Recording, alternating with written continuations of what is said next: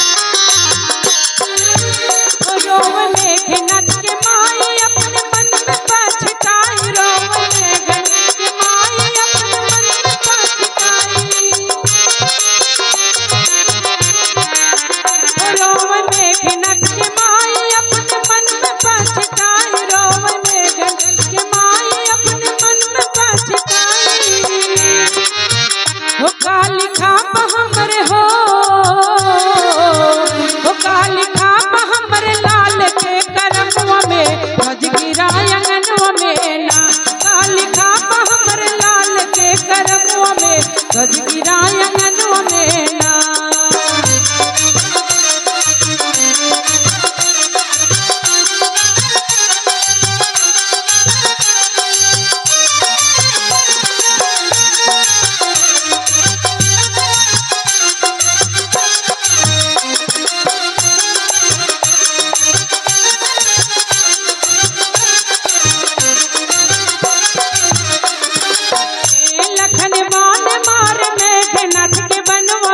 ध्वज गिराय अंगनवा में ना। लखन बाण मार मेघनाथ के बनवा में ध्वज गिराय अंगनवा में ना।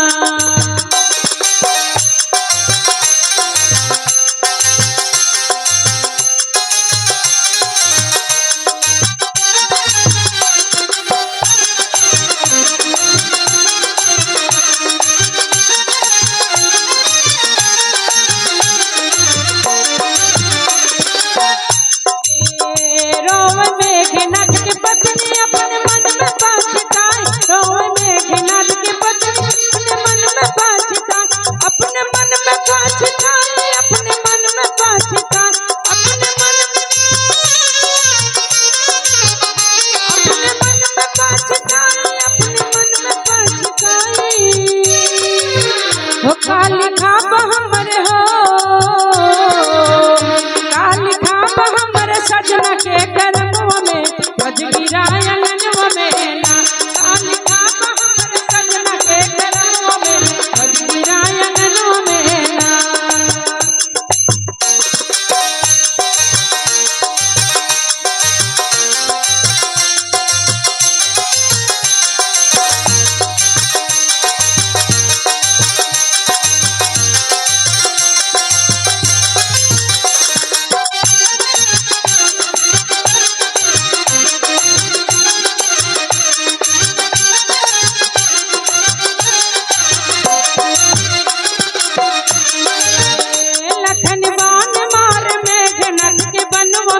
ध्वज गिराय अंगनवा में ना। लखन बाण मार मेघनाथ के बनवा में ध्वज गिराय अंगनवा में ना।